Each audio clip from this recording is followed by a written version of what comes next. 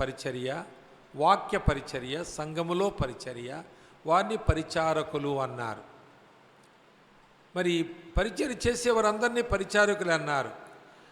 ఒక్కొక్కరు ఒక్కొక్క రకమైన పరిచర్య చేస్తారు. ఒకరు వాక్యం బోధించవచ్చు, ఒకరు దేవుని యొక్క సంఘమును ప్రార్థనలో నడిపించవచ్చు, పాటల్లో నడిపించవచ్చు, అలాగే మందిర సంబంధమైన పరిచర్య చేయొచ్చు. అలాగే వారు బయట గృహ కూడికలు, ఆ తరువాత మరి సభలు ఏర్పాటు చేసినప్పుడు వారు సమయస్ఫూర్తితో బెసలేలాగా ఆ జ్ఞానము కలిగి, ఆ ప్రత్యక్షత కలిగి పనిచేసి వీళ్ళందరూ పరిచారకులే. దేవుడు ఒక్కొక్కరిని ఈ శరీరములో ఆయా అవయవాలుగా నియమించాడు. ఆయన శిరస్సుగా ఉన్నాడు. ఇవన్నీ అవయవాలు. ఇందులో పాస్టర్ ఎక్కడున్నాడు? ఈ అవయవాల్లో ఇందులో చెప్పండి. ఇందులో మరి సువార్థికుడు ఎవరున్నారు? ఇందులో చీపురు పెట్టి తుడిచేవారు ఎక్కడున్నారు? ఈ బాడీలో చెప్పండి. అలా మనం చూడగలమా? అలాగ వేరు చేయగలమా? మనం చేయలేము. కాబట్టి ఇవన్నీ కలిసి పనిచేస్తున్నప్పుడు అది వారు పరిచర్యలో క్షేమాభివృద్ధిని, సంఘానికి క్షేమాభివృద్ధిని కలిగించేవారు ఉంటారు.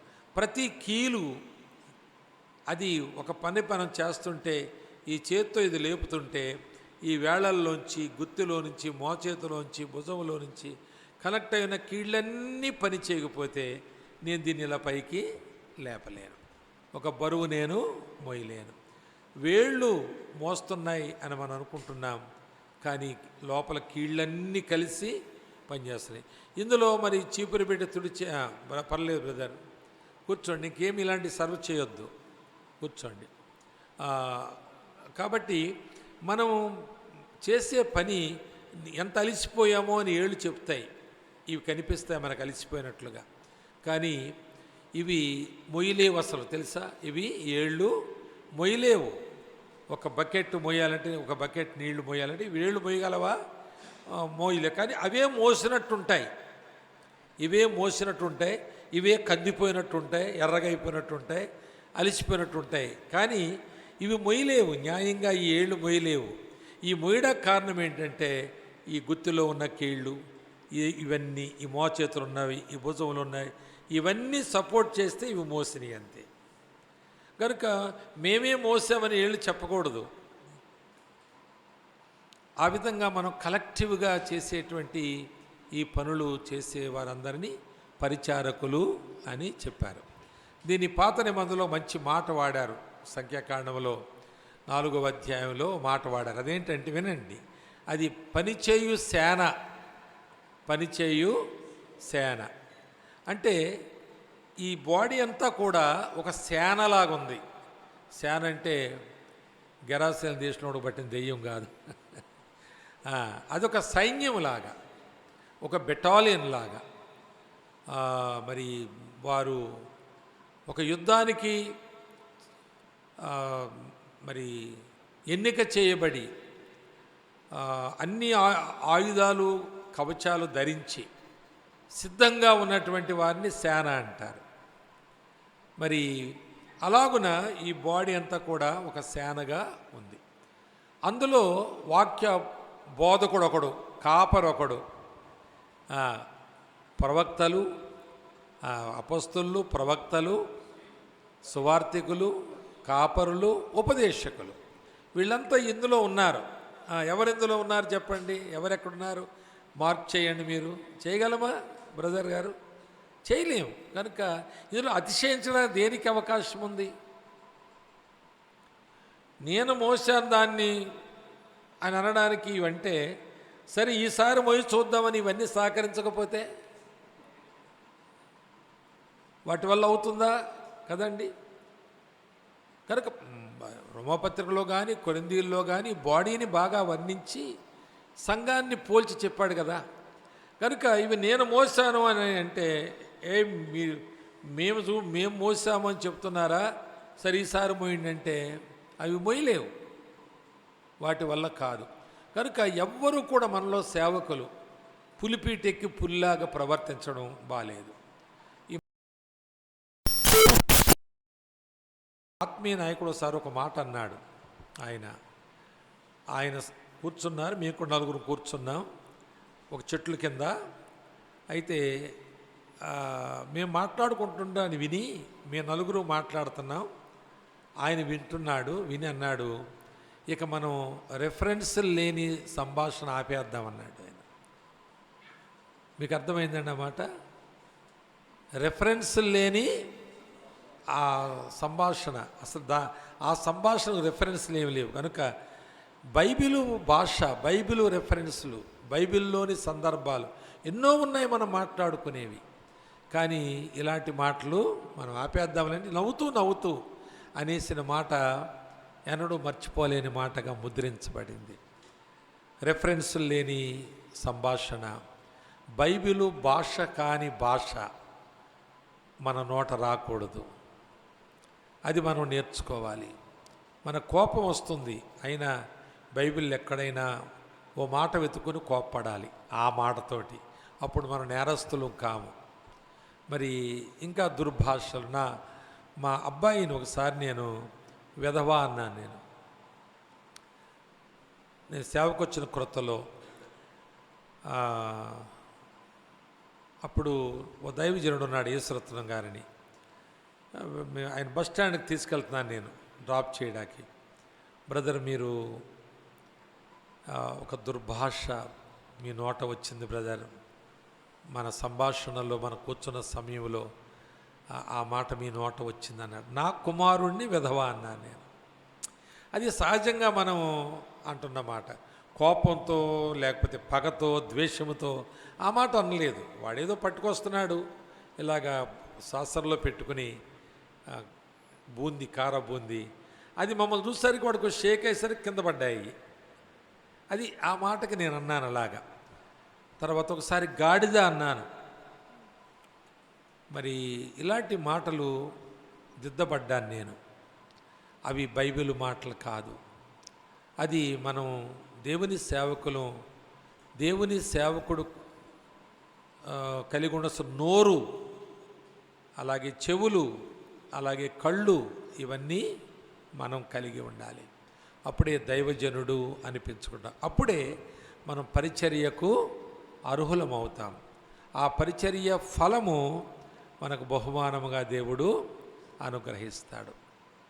కనుక దైవజనుడు అంటే చెప్పండి, పిలువబడి ఏర్పాటు చేయబడి నీ పిలుపును నీ ఏర్పాటును నీవు నిశ్చయం చేసుకో. నీ నియామకమును కూడా, నీవెక్కడకు పిలువబడ్డావో, ఎక్కడ ఉండుటకు దేవుడు నియమించాడు, ఏ ప్రదేశము, ఏ ప్రజలు, అక్కడ నువ్వు పని చేయాలి. ఇక నీవు అటు ఇటు నీకు అనుకూలమైనవి ఆలోచన చేయకూడదు. అది ఎంతకాలమైనా సరే. ఇందాక మేము పాస్టర్ గారు మేము సంభాషించుకుంటూ ఉన్నప్పుడు, మరి చాలా కాలం క్రితం నుంచి సేవ చేస్తున్న ఆయన సంఘంలో 10-15 మందే ఉన్నారు. ఈ మధ్యలో వచ్చిన ఆయన సంఘంలో 100-150 ఉన్నారు. మరి ఇప్పుడు ఆయనకంటే చిన్న సేవకుడు అని అనుకుందామా, లేక ఈయన సేవలో ఫెయిల్ అయిపోయాడు అనుకుందామా,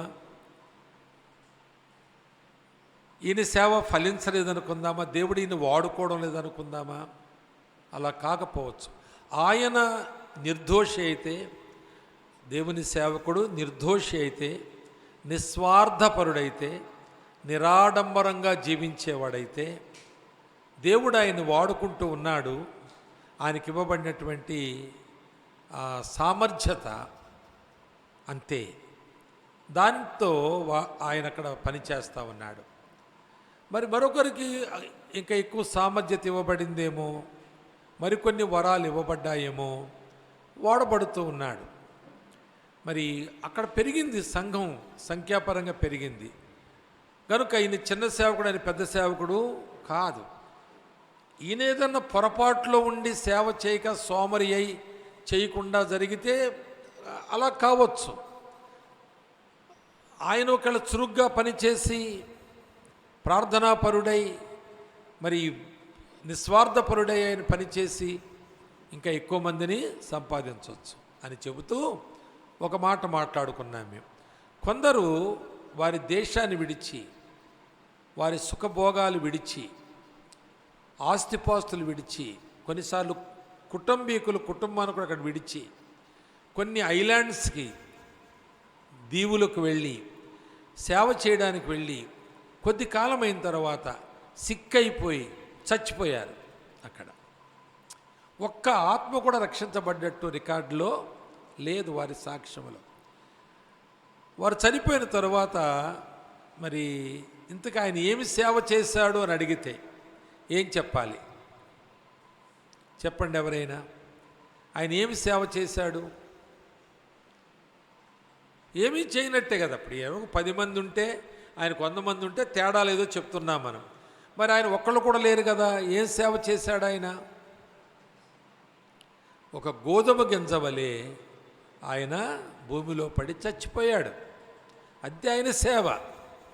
ఆ తరువాత మీరు అలాంటి బయోగ్రఫీస్ చదివితే మనకు అర్థమవుతాయి. ఆ తరువాత ఓడ ప్రయాణం చేస్తూ ఒక దగ్గర, ఓడ అంటే ఒక స్టీమర్ లాంటిది అనమాట, ప్రయాణం చేస్తూ ఒక దగ్గరికి వెళ్ళి అది ఇంజన్ చెడిపోతే పక్కకు తీసుకున్నారు. అది ఒక ఐలాండ్. అది అయితే దాన్ని బాగు చేయడానికి నెల రోజులు పట్టేసింది అనుకోండి. ఇంతలో అందులో ఉన్నటువంటి వారు ఆ నెల రోజుల ఐలాండ్లోనే ఉండిపోవలసి వచ్చి, వారు బైబిల్ చదువుకోవడం చూసి, వారు ప్రార్థన చేసుకోవడం చూసి, వారు అక్కడ ఎవరన్నా కలిసిన వారితో ప్రభు ప్రేమను చూపించడం, ప్రభువు గురించి సాక్ష్యం చెప్పడం చూసి, ఇక్కడ ఒక ఆయన ఉండేవారండి. ఆయన మీలాగే బైబిల్ చదివేవాడు, ప్రార్థన చేసేవాడు. మేము ఆయన ఉండగా మేము వెళ్ళి మేము నమ్ముకున్నాం యేసు ప్రభుని అని వారికి చెప్పలేకపోయాం, కానీ ఆయనలో మేము క్రీస్తును చూశామండి అని చెప్పి తరువాత అనేక సంఘాలు ఆ ఐలాండ్లో మరి కట్టబడినట్లుగా చరిత్ర ఉంది. కనుక కొందరు సేవకులు వాళ్ళు ఏం చేశారంటే ఆ ఐలాండ్ మీద వాళ్ళకున్న భారముతో ఆడకు వెళ్ళారు, ప్రార్థనాపరులుగా ఉన్నారు, ప్రభు ప్రేమను చూపించారు, వారి జీవితాన్ని వారికి మాదిరిగా ఉంచారు. ఏదో కారణం చేత చచ్చిపోయారు. ఆయన జీవితం వ్యర్థం కాలేదు. దాన్ని దేవుడు ఆ తరువాత చాలా ఘనంగా వాడుకున్నాడు. కాబట్టి మనము ఈ బాడీలో జరుగుతున్నటువంటి పరిచర్యలో మనం ఏ భాగంలో ఉన్నామో మనకు తెలియదు, కానీ మనం ఉన్న భాగంలో మనం పనిచేయటకు సిద్ధంగా ఉన్నాము. అయితే మిగిలిన బాడీ అంతటినీ ఆధారం చేసుకుని పనిచేస్తున్నాం. అంతేగాని ఈ ఏలు నేనంతే, ఇక దేంతో సంబంధం లేదనడానికి లేదు. ఇది నేనే అనడానికి వీలు లేదు. ఈ వేలు ఇక్కడ నుండి మొత్తం అరికాలు వరకు కలిగి ఉన్నటువంటి అన్నిటికీ సంబంధించింది ఏలు. అలాగే మనలో ఎవ్వరూ కూడా నేను I am something greater than anybody else or somebody else, ఎవరికంటేనో నేను గొప్ప వ్యక్తిని, ఇక్కడ పులిపిటి నిలబడ్డాను కాబట్టి అందరూ నోరు మూయండి నేను మాట్లాడతాను అని మనము అన్నట్లుగా ఎప్పుడూ విర్రవేయకూడదు. అయితే నేను ఒక ఆయన చూపిందామనుకున్నాను, నిందా చెప్పానే ఆ యూట్యూబ్లో ఉన్నది, ఒక ఆయనకి నేను చూపిందామనుకున్నాను. అలాగనుకున్నప్పుడు దాన్ని తీస్తే డిలేటెడ్ అని ఉంది. నీ బైబిల్ ఎక్కడుందో ఆవులయ్య గారు, ఇక్కడే ఉందా? తీసుకెళ్ళండి బైబిల్ కూడా, ఆయన కనుక ఇచ్చేసేయండి. అది అక్కడ కూర్చోండి. కొంతమందికి ఫోన్లు వస్తాయి, వాళ్ళు వెనకాల కూర్చుంటేనే మంచిది. వినండి జాగ్రత్తగా, వినండి జాగ్రత్తగా.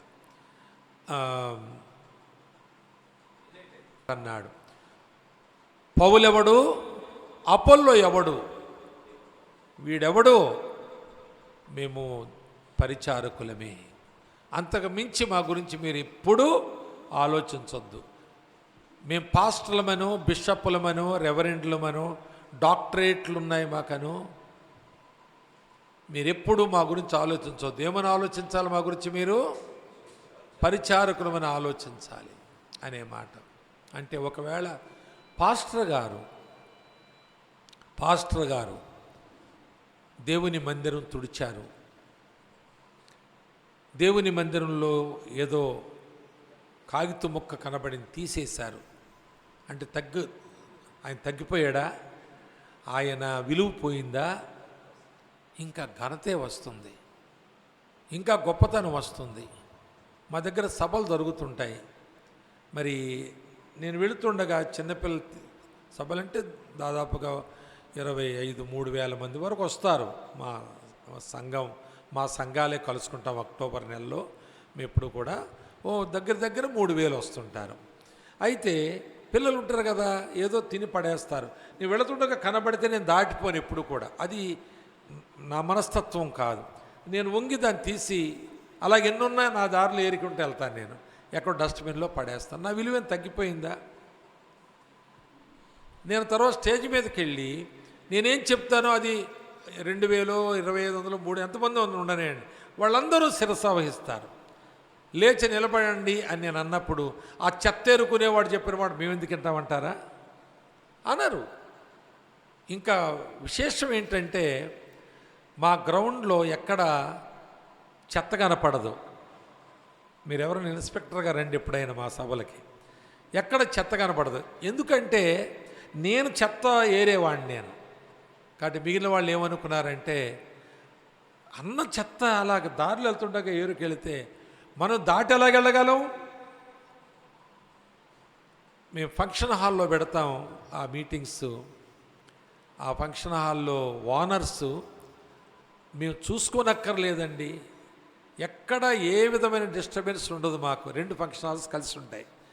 మా పనోళ్ళు కూడా వాళ్ళ పని లేకుండా మీరే అన్నీ శుభ్రం చేసేస్తుంటారు. మీ వాళ్ళు నీళ్ళు ఎక్కువగా వాడరు. భోంచేసేటప్పుడు వేళ్ళు మాత్రమే కడుక్కుంటారు. ఈ వేళ్ళే చాలు, ఎక్కువ వాడొద్దు. వాళ్ళయే ఫంక్షన్ హాల్ వాళ్ళయే నీళ్ళు. కానీ మనకు అలవాటు, అది కూడా ఒక తరబీదు ఆ మీటింగ్స్లో. వేళ్ళుతోనే తింటాం కాబట్టి వేళ్ళే కడుక్కోవాలి, ఇంత కడుక్కోనక్కర్లేదు. ఆ విధంగా క్రమశిక్షణ ఉంటారని మీ వాళ్ళు. కారణం ఏంటి చెప్పండి అంటే అలాగూ మనం ఉంటున్నాం కాబట్టి, మనం వాళ్ళకి మాదిరిగా ఉంటున్నాం. పోతూ నేను కాలుతూ ఇలాగని ఏంటి చెత్త అంత ఎక్కడ అనేసరికి 4-5 భయపడిపోయి వచ్చేసి తీసేస్తారు. కానీ దానికంటే ఒక మంచి మార్గం ఉంది, అది నేను తీయడం అనేది. మన రెవరెండ్ పోయిందా, డాక్టరేట్ పోయిందా అలా తీసినందువల్ల, బిషప్ అనేది పోయిందా అలా తీసినందువల్ల. అవన్నీ బైబిల్ కాలేజీలు ఇచ్చినాయి, అవి పోవలసినవి కూడా. అసలు ఈ రోజు నువ్వు ఆ చెత్త తీగిపోవడం కారణం ఏంటంటే నీవు రెవరెండే, ఆర్ఈవి రెవడాలు, ఆర్ఈవి డా రెవడా, అంతే కదా. ఈ రెవడాలే ఆ చెత్త తీయకుండా చేసింది, నిన్ను మాదిరిగా లేకుండా చేసినాయి.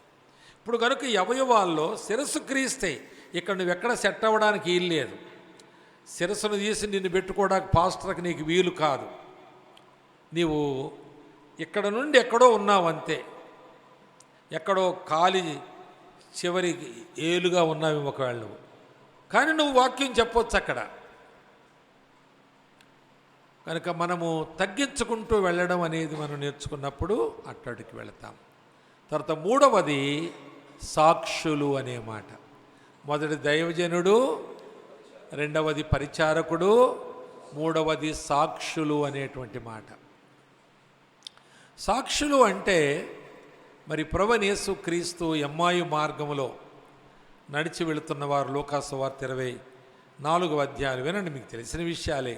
ఎమ్మాయి మార్గంలో వెళుతున్నటువంటి వారిని ఆయన ఎవరో తెలియకుండా వారితో కలిసి నడుస్తూ ఉండగా యెరూషలేములో జరిగినటువంటి సంఘటనల గురించి మాట్లాడుతుండగా వారు అంటారు, నీకే తెలియదా, ఇంతమంది గగ్గోలైపోయింది, ఆయన 3వ రోజున లేస్తాడు అని అనుకున్నారు, కానీ అక్కడ లేస్తాడో లేదో శిష్యులంతా చెదిరిపోయారు, మేము కూడా మా ఇళ్ళకు పోతున్నాం, ఇక లేవకపోతే లేస్తానని చెప్పాడు, లేవకపోతే అదో పెద్ద ఆయన శిష్యులు పట్టుకుని చంపేస్తారు, వాళ్ళను కూడా సిలువేసేస్తారు, సమాధి చేసేస్తారు. కనుక ఒక భయం వారికి కలిగింది. మరి అది మనం వాక్యంలో చూస్తాము. అయితే ఇలా మాట్లాడుతూ వెళుతుంటుండగా ఆయన వారిని ఒక రీతిగా గద్దించాడు. మీరు ప్రవక్తలు చెప్పినటువంటి మాటలు, లేఖనాలను కొన్ని నమ్ముతున్నారు, కొన్ని మీరు నమ్మడం లేదు అని చెప్పి అక్కడికి వెళ్ళిన తర్వాత ఆ రొట్టె విరిచినప్పుడు వారి కన్నులు తెరవబడెను. అక్కడ చక్కని మాట ఉంటుంది, అప్పుడు వారు ఆయనను గుర్తెరిగిరి. చూడండి ఆ మాట లూకాసు సువార్తలో మూడు మాటలు మనం చూస్తాం. లూకాసు సువార్త 24:31లో వారి కన్నులు తెరవబడి గుర్తుపట్టారు అనే మాట. సాక్షులు అనే వారి గురించి చెప్తున్నాను ఇప్పుడు మీకు నేను. సాక్షులు ఎవరంటే ఇక్కడున్నారు చూడండి, 18వ వచనంలో వారిలో క్లియోప అనువాడు యెరూషలేములో బస చేయుచుండి ఈ దినంలో అక్కడ జరిగిన సంగతులు నీ ఒక్కడవే ఎరుగవా అంటే ఆయన గుర్తుపట్టకుండా మాట్లాడుతూ ఉన్నారు. ఆయన నజరేయుడైన యేసును గూర్చిన సంగతులే ఆయన దేవుని ఎదుటను ప్రజలందరి ఎదుటను క్రియల్లో వాక్యంలో శక్తిగల ప్రవక్త అయి ఉండెను. అయితే మన ప్రధాన యాజకులు అధికారులు ఆయన ఎలాగూ మరణశిక్షకు అప్పగించారో సిలువేయించు నీకు తెలియదా? తర్వాత ఇశ్రాయేలు విమోచింపోడు ఆయనే అని మేము నిరీక్షించుంటిమి. ఇదిగాక ఈ సంగతులు జరిగినేటికి 3 దినములయ్యాయి. అయితే మాలో కొందరు స్త్రీలు తెల్లవారుగానే సమాధి వద్దకు వెళ్ళి ఆయన దేహమును కానక వచ్చి, అంటే ఆయన కనబడకుండా పోయాడు యేసు ప్రభు. మరి ఎవరు ఎత్తుకుపోయారు? మరి ఆయన లేచాడనే మాట శిష్యులు కూడా విశ్వసించలేకపోతున్నారు. ఆయన చూడండి తర్వాత మాట, కొందరు దేవదూతలు తమకు కనబడి ఆయన బ్రతికి ఉన్నాడని చెప్పిరని మాతో చెప్పి మాకు విస్మయము, అంటే ఒక అసాధ్యమైన విషయాన్ని వింటున్నట్టుగా వాళ్ళు, అది జరిగేది కాదు కానీ జరిగింది అన్నారేంటి వీళ్ళు. అలాంటి పరిస్థితుల్లో వాళ్ళని గద్దించి అప్పుడు చూడండి ఆయన ఈ మాట చెప్పాడు. లేఖనములలో తను గూర్చిన 27వ వచనముల భావం వారికి తెలిపాను. అప్పుడు 31లో వారి కన్నులు తెరవబడి ఆయనను మొదటిగా గమనించండి. ఆయనకు సాక్షులుగా ఉండవలసిన వారు క్రీస్తును సరిగా గుర్తుపట్టాలి, ఆయన బాగుగా ఎరగాలి, ఆయన ఏమై ఉన్నాడో ఎరగాలి. మనకు బైబిల్ చాలండి ఆయన ఏమై ఉన్నాడో ఎరగడానికి. కొన్ని సంఘటనలు, కొన్ని స్థలాలను గూర్చి, అలాగే మరి కొందరు మనుషులను గూర్చి మనం తెలుసుకోవాలంటే ఆ బైబిల్ కాలేజీకి పోవాలి. వెళ్ళడం తప్పని నేను చెప్పడం లేదు, కానీ క్రీస్తుని గురించి చెప్పడంలో బైబిల్ సరిపోతుంది. బైబిల్ చాలా స్పష్టం చేసింది ఆయన గురించి. ఆయన మనం సువార్తలలో వెతుక్కోవచ్చు, తర్వాత ఆయన నమ్మినటువంటి వారు అపొస్తలులు పౌలు లాంటి వారు రాసిన పత్రికల్లో వెతుక్కోవచ్చు ఆయన్ని. ఆయన మనకు చాలా క్లియర్గా దొరుకుతాడు. కాబట్టి దీనికి రెవరెండ్ అక్కర్లేదు, డాక్టర్ అక్కర్లేదు, దీనికి బిషప్ అక్కర్లేదు. క్రీస్తును తెలుసుకోవడానికి ఆయన తేటగా మనం చూడగలగాలంతే. వీరు యేసు ప్రభును తేటగా చూడలేదు, ఏదో ఒక వారితో ప్రయాణం వెళ్ళిపోతున్న వారిలో ఒకడుగా చూసి మాట్లాడారు. కానీ ఎప్పుడైతే వారి కన్నులు తెరవబడ్డాయో ఆయనను గుర్తుపెట్టారు. కనుక ప్రభువును దేవుని సేవకులమైన మనము సరిగా గుర్తుపట్టాలి, సరిగా ఆయన మనస్సును ఎరగాలి. అందుకు క్రీస్తు యేసు కలిగిన మనస్సు మీరును కలిగి ఉండాలి. ఆయన్ను పోలి నేను నడుచుకొనుచున్నాను, మీరు నన్ను పోలి నడుచుకోండి. ఒక సవాలుగా మనం బ్రతకాలి. ఆయన గుర్తుపెట్టారు. తర్వాత వారి హృదయం తెరవబడింది. అప్పుడు లేఖనములు వారి లోపల ఒక మంట పుట్టించినట్టుగా చూస్తాం 32వ వచనంలో. తర్వాత 45వ వచనంలో వారి మనస్సు తెరవబడింది. వారి కన్నులు తెరవబడ్డాయి, వారి హృదయం తెరవబడింది, వారి మనస్సు తెరవబడింది.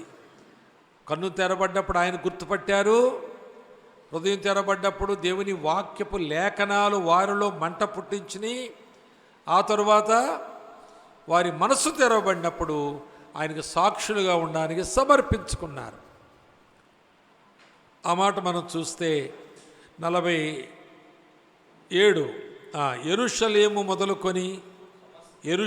మొదలుకొని సమస్త జనములలో ఆయన పేరట మారు మనస్సును పాప క్షమాపణయు ప్రకటింపబడిననియు వ్రాయబడి ఉన్నది. ఈ సంగతులకు కన్నులు తెరవబడిన వారు, హృదయము తెరవబడిన వారు, మనస్సు తెరవబడిన వారే సాక్షులుగా ఉండగలుగుతారు. అంతేగాని ఏదో డిగ్రీ తెచ్చుకోవడం కాదు. అది ఉపయోగపడద్దు మనకి. వాక్యమును సరిగా చెప్పడానికి, ఆ ప్రదేశములకు వెళ్ళి చూచినట్లుగా మనం కొన్ని చూడగలుగుతాము కనుక, మనకు బోధించబడతాం కనుక, ఆ కాలమాన పరిస్థితుల గురించి మనకు వారు ఎరిగిన వారముగా వాక్యమునకు దానిని అన్వయించి మరి ఎక్కువగా మన ప్రజలకు అర్థమయ్యేలాగా చెప్పగలగడానికి ఉపయోగపడుతుంది. నిజమే, కానీ దాంతో సరిపోదు మనకి. కనుక నేను డిగ్రీ తెచ్చుకున్నాను కాబట్టి నేను బోధ చేస్తాను, మీ అంతా కూర్చుని వినండి అంటే కుదరదు. దైవజనుడై ఉండాలి, పరిచారకుడై కాగితం ముక్కలు తీసేవాడై ఉండాలి. జిఆర్ లార్న గారని ఒక దైవజనుడు కాకినాడలో ఉండేవారు, చనిపోయారు. ఆయన దగ్గర ట్రైనింగ్ అయినటువంటి వారు నేను ఎరుగుదును. నేను కూడా వెళదామనుకున్నాను, నాకు దొరకలేదు, అవకాశం ఇవ్వలేదు నాకు. అయితే ట్రైనింగ్ అయ్యే వాళ్ళని నేను 5-6 ఇంకెక్కువే కలిశాను. నేను ప్రతి వాళ్ళు చెప్పిన మాట ఏంటంటే, మేము ట్రైనింగ్కి వెళ్ళిన తర్వాత దొడ్లు తుడిచేవాళ్ళము. దొడ్లు అంటే ఇలాంటి సెప్టిక్ ట్యాంకులు, తర్వాత కమోడ్స్ ఉన్నటువంటివి క్లీన్ చేయడం కాదు, యాసిడ్స్ పోసి ఫినాయిల్ పోసి క్లీన్ చేయడం కాదు. ఓ చుట్టూ ఓ గోడ కట్టి, ఆ గోడ మీద ఒక లైన్గా ఇలాగా లాట్రిన్కి వెళ్ళేని వాళ్ళు కూర్చోడానికి కట్టి, ఆ వెనకాల ఇసుక ఉంటుంది అంతే. ఆ గోడకి దీనికి మధ్య ఇసుకుంటే దాని మీద వీళ్ళు ఆ యొక్క బహిర్భూమికి వెళ్ళినప్పుడు దాని మీద వెళితే వంతుల ప్రకారం దాన్ని ఎత్తి తీసుకెళ్ళి ఎక్కడో సరివి చెట్లు ఉండే, అక్కడ సరివి చెట్లు అని తెలుసు కదా మీకు. ఆ సరివి చెట్ల యొక్క ఆ తోటకు అవతల ప్రక్కన చిన్న వాగు ఉండేది ఆ కాకినాడలో, నేను ఎరుగుదును. అయితే అక్కడ పడేసి రావాలి దాన్ని వంతుల ప్రకారం. ఎవరంటే రేపు పులిపేట మీదకి వెళ్ళి వాక్యం చెప్పేవాడు. ముందుగా పరిచర్య ఎక్కడ ప్రారంభించాలి? లాట్రిన్స్ దగ్గర ప్రారంభించాలి, క్లీనింగ్ దగ్గర ప్రారంభించాలి. ఎంత మరి వాళ్ళంతా ఏమి పనికిరానోళ్ళ, చదవర్లు కాదా, మంచి ఆస్తిపాస్తులు గలవాళ్ళు కాదా, వారు ఎంతో నీట్గా బ్రతికిన వాళ్ళు కాదా? కానీ పరిచారకుడు అక్కడ పరిచర్య ప్రారంభించాలని ఆయన నేర్పించాడు. అలాగా వారు నిజంగా మంచి పరిచారకులయ్యారు, మంచి ఉపదేశకులయ్యారు. ఆయనలో ఒక ఆయన నేను సేవకు వెళ్ళడానికి ఎక్కువ ప్రార్థించినవాడు, నన్ను ప్రోత్సహించినవాడు. ఏజ్లో నాకంటే ఆనాడు నాకు 29 ఇయర్స్ అయితే ఆయనకి 29 ఇయర్స్ ఇంకా రాలేదు, అప్పటికి 28 ఇయర్సే దాటిని. నాకు 29 దాటిని, ఆయన 28 దాటిని. ఆయనకి నాకు 5-6-7 నెలలు చిన్నవాడు అయినా కానీ నన్ను చాలా పురికొల్పాడు. ఆయన సాక్ష్యం అక్కడ ప్రారంభించబడింది, ఆయన పరిచర్య అక్కడ ప్రారంభించబడింది. కనుక దేవుని సేవకులు ఈ రోజున టిప్ టాప్గా ఉండి, నేను సేవకుడిని, నేను రెవరెండ్ని, నేను డాక్టర్ని, నేను బిషప్ని, నేను డాక్టరు, లేక నేను ప్రవక్తను, నేను అపస్తులను అనేటువంటి ఆ మాటలు ఎందుకు పనికిరాని మాటలు. సేవలో ఇదేది పనికిరాదు. నీ రెవరెండు 5 పైసలకు పనికిరాదు సేవలో, నీ డాక్టరేట్ 5 పైసలకు పనికిరాదు సేవ చేయడానికి. కాగితాలు ఎత్తడానికి నీ డాక్టరేట్ అడ్డం రాదా? నీ రెవరెండు ఆ పాయికానాలు చూడడానికి అడ్డం రాదా? పరిచర్య చేయడానికి అపోస్తలుడు అనేది అడ్డం రాదా? పైగా మనం బట్టలు కూడా మార్చేసి మరొక రకమైన బట్టలు, మరొక రకమైనటువంటి వైఖరిని చూపించే విధానాన్ని అలవర్చుకుంటే ఈ పనులు పరిచర్య మనం చేయగలమా? కనుక ఈ బాడీలో డాక్టర్ ఎక్కడున్నాడు చెప్పండి, ఈ బాడీలో అపస్తులు ఎక్కడున్నాడు చెప్పండి. శిరస్సు క్రీస్తే ఇక్కడ నువ్వు ఎప్పటికీ రాలేవు, నేను ఎప్పటికీ రాలేను. ఈ బాడీలో ఈ డాక్టర్ ఏడి పట్టుకోగలవా? రెవరెండేడో పట్టుకోగలవా? కనుక పరిచర్య. తరువాత సాక్షులుగా ఉండాలి. నన్ను కొంతమంది అప్పుడప్పుడు అడుగుతారు, మీరు మీ పరిచర్య గురించి చెప్పండి, ఇంట్రొడ్యూస్ చేస్తామంటారు. ఏదో ఆ చర్చెస్కి అక్కడ బయటికి బాప్టిస్ట్ సిఎస్ఎల్కి పోయినప్పుడు వాళ్ళు అడుగుతుంటారు. అప్పుడు నేనేం చెప్తానంటే వాళ్ళకి, నేను నమ్మని వాళ్ళకి సువార్త చెప్తాను, నమ్మిన వారికి వాక్యం చెబుతాను. అది నా సేవ. దీనికి అటేది లేదు, ఆ తర్వాత ఏమి లేదు, ఇక ముందేమి లేదు, వెనకాలేమి లేదు. నమ్మని వారికి సువార్త చెబుతాను, నమ్మిన వాళ్ళకి వాక్యం చెప్తాను. నా పరిచర్య అంతే. దీనికి నాకేం కావాలి? సరే, ఇంకొక విషయం కూడా మనం ఆలోచించాలి. దేవుడు మనకు అనుగ్రహించింది చెప్పాలి. మనం ఏదో పులుముకుని వచ్చి ముక్కును బట్టి చేదడం కాదు. అక్కడ దేవుడు మనకు ఆ రోజు ఆ ప్రజలకు ఆ ప్రాంతానికి ఎటువంటి వరములు ఇచ్చి ఎటువంటి వాక్యములు ఇచ్చారో ఆ వాక్యమును ఉన్నది ఉన్నట్టుగా చెప్పడం అంతే. వాక్యం కార్యం చేస్తుంది. నీ మాటలు తెలివితేటలు దానికి ఏదో మొత్తానికి మషాళాలు ఇవన్నీ వేస్తే ఏదో జరిగిపోదు. ఆనందిస్తారు, నవ్వుతారు. వారు చాలా గొప్పగా మనం ప్రసంగించామని చెప్పుకుంటారేమో ఆ మషాళాలను బట్టి. కానీ కార్యం చేసే మషాళాలు కాదు, కార్యం చేసేది వాక్యమే. ఇందులో జీవముంది. మషాళాలు ఆరోగ్యం పాడు చేస్తాయి. ఆ పిట్ట కథ ఈ పిట్ట కథ సమయాన్ని మొత్తానికి మన గంట ఏదో రీతిగా పూర్తి చేసుకోవడానికి ఏవో కథనాలు చెప్పడం కాదు. కనుక దేవుని వాక్యం ఇందులో ఏం చదివామో అది చెప్పడానికి మనకి ఇంకేం అవసరం లేదు. పరిశుద్ధాత్ముడు ఇది మనకు అర్థం చేయాలి. దాన్ని మనం ఇతరులకు ఎంత అర్థమైందో అంతే చెప్పాలి.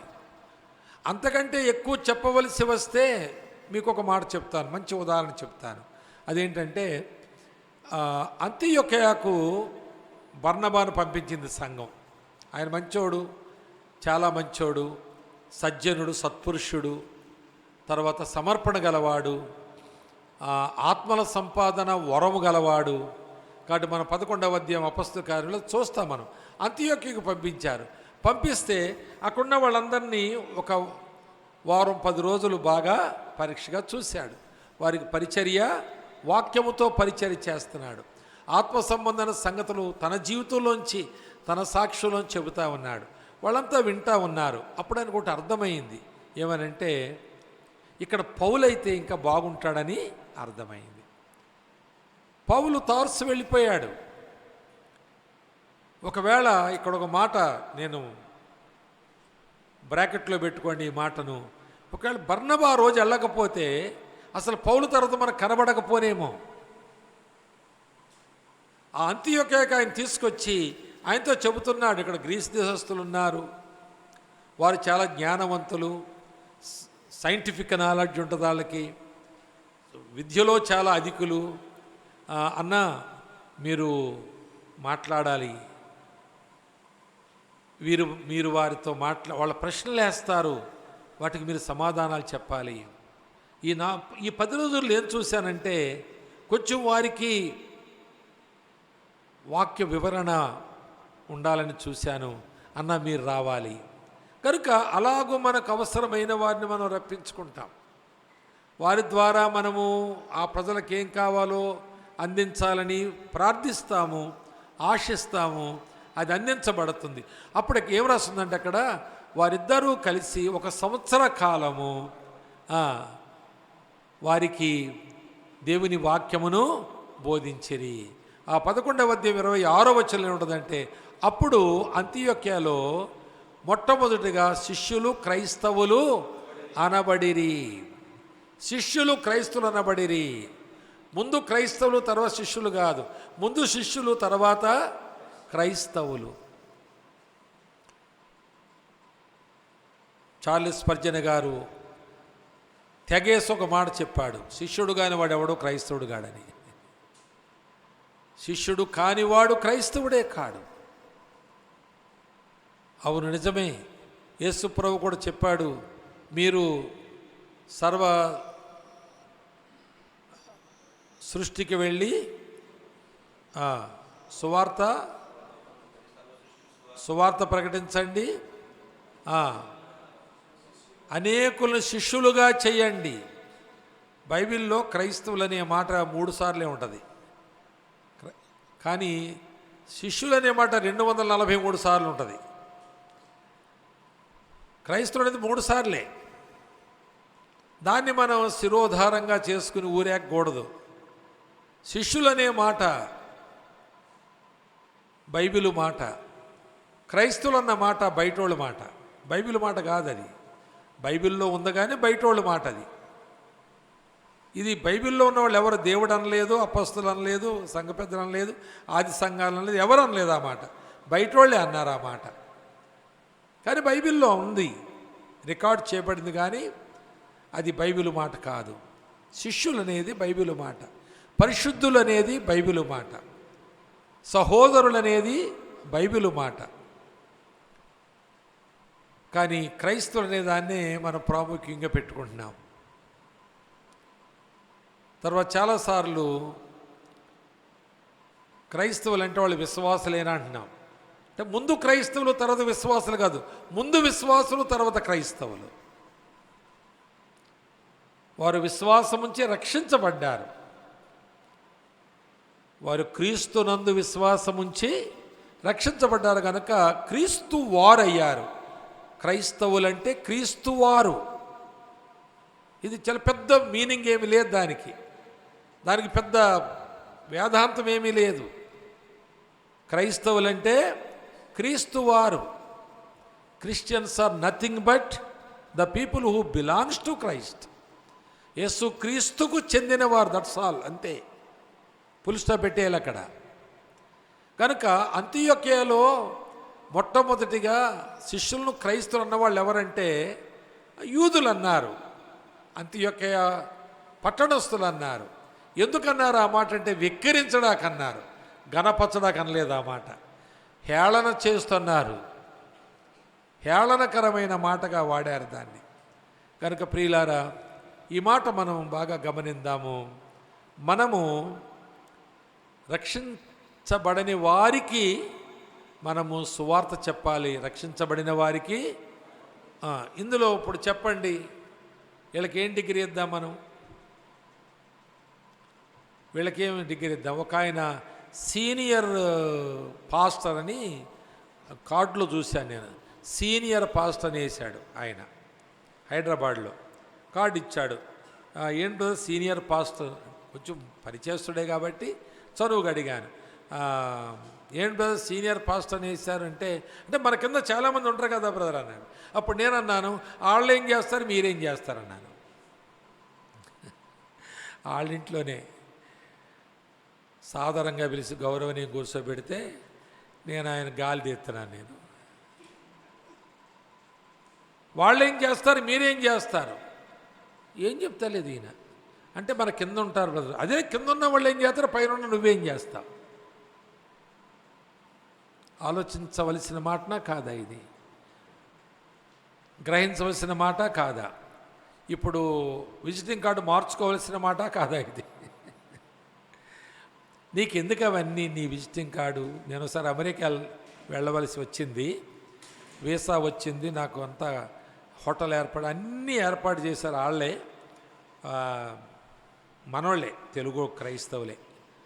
అయితే ఏంటది, ఎంబాసీకి వెళ్ళాను నేను, హైదరాబాద్కి వచ్చింది కదా అది. వెళితే నా విజిటింగ్ కార్డు ఇమ్మన్నాడు. తను మాట్లాడుతూ విజిటింగ్ కార్డు ఇమ్మంటే నాకు విజిటింగ్ కార్డు లేదన్నాను. You pastor don't have visiting card అన్నాడు. లేదు బాబు, నేను అంత వాడను దాన్ని అన్నా. నేను పాస్టర్ విజిటింగ్ కార్డు వాడ్డా?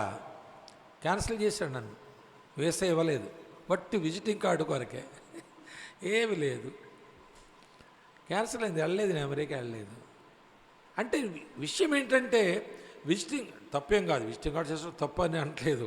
నేను ఎందుకో వేసుకోలేదు, నా విజిటింగ్ కార్డు విచిత్రంగా ఉంటుంది. అది మీరు చూస్తే ఇదేంటి అనుకుంటారు మీరు, దాని మీద వాక్యం ఉంటుంది, ఉందండి, అదిగో అయ్యగారి దగ్గర ఉంది, ఇది నా విజిటింగ్ కార్డు. లేనోడికి ఇవ్వగలనేమో, 4-5 ఉన్నట్టున్నాయి. ఇది నా విజిటింగ్ కార్డు. ఇటువైపు నా తలంపులు, మీ తలంపుల వంటివి కాదు అని ఉన్నాయి. నిన్ను గురించి నా తలంపులని ప్రభువు, నిన్ను గురించి నీ తలంపులని కింద. ఆయన తలంపులు బంగారంలాగా ఉన్నాయి, ఇది కటికి చీకట్లాగా ఉంది అని వేసి ఇక్కడ నా పేరు నెంబర్ వేసాను. ఇది నా విజిటింగ్ కార్డు. ఇక్కడ చూడండి, నా నెంబర్ వెతికితే దొరుకుతుంది, నా పేరు నెంబరు. కనుక మరి ఇది చూపించాడు, వేసేస్తాడా? ఇప్పుడు సీనియర్ సేవకుడు రెవరెండ్ అనేసి, డాక్టర్ అనేసి, రెవడా అని ముందేసి, తర్వాత నా పేరు వేసి కింద సీనియర్ ఏదో వేయాలి కదా. అవన్నీ వేస్తే టక్కనిచ్చని నాకు వేసా ఇవ్వలేదు. పాపం న్యూ జెర్సీలో వాళ్ళు లీవులు పెట్టుకుని ఉన్నారు. నేను వెళ్తున్నాను, డేట్స్ అన్నీ ఇచ్చారు, అన్నీ అయిపోయాయి అని క్యాన్సిల్ అయిపోయింది. కనుక సీనియర్ సేవకుడు నువ్వేం చేస్తావు, నీ కింద ఉన్న వాళ్ళు ఏం చేస్తారు అంటే వాళ్ళ సేవ చేస్తాను, వాళ్ళు డబ్బులు ఇస్తావు, అంతేనా? వెళ్ళి హాట్ టూట్ అంటావు, అంతేనా? డిఎల్ మోడీ గారు ఒకసారి ఒక మాట అన్నారు. ఆయన పెద్ద చదువుకున్నవాడు కాదు, ఆయన ఇంగ్లీష్ పెద్ద బాగోదు అని, గ్రామటికల్గా ఉండదు అని వెక్కిరించేవారంట ఆయన్ని. ఒకసారి ఒక ఆయన అన్నాడంట, ముందు ఇంగ్లీష్ నేర్చుకో, తర్వాత ప్రసంగం చేద్దుగాని అన్నాడంట. ఆయన అన్నాడంట, ఈ ఇంగ్లీష్ తోటే ఇంతమందికి సువార్త చెప్పి ప్రభువులో తీసుకొచ్చాను, నువ్వు మంచి ఇంగ్లీష్తో ఒక ఆత్మను బట్టిరా, అది నేను నేర్చుకుంటాను అన్నాడట. నీ దగ్గర నేను శిక్షార్కం చేస్తాను, నీ గ్రామటికల్ ఇంగ్లీష్తో ఒక ఆత్మను బట్టిరా సంపాదించు, నా బ్రోకెన్ లాంగ్వేజ్తో నేను ఇన్ని ఆత్మలను ప్రభుద తెచ్చాను, వెళ్ళు తీసుకురా, నీ దగ్గర శిష్యార్కం చేస్తానన్నట్ట. ఇంకా ఆడేం పట్టుకొస్తాడు? కనుక మనకి గొప్పతనాలు వద్దు. మరలా చెప్పండి, మనం తగ్గించుకుంటూ వెళితే ఎవరిని కలుసుకుంటాం? చివరికి ప్రభువును కలుసుకునే వరకు తగ్గించుకోవాలి. మరి మనం ఇంకా కనపడతానని తగ్గించుకున్నాను ఆగిపోయేవి. మరి ఆయన కలుసుకునే వరకు తగ్గించుకోవాలి. మనం హెచ్చించుకుంటూ వెళ్తే ఎవరు కలుసుకుంటాం? ఆయన సింహాసనం ఎక్కిపోదును అనేవాడిని కలుసుకుంటాం. సాతాను కిందకు త్రోసివేయబడతాం మనం.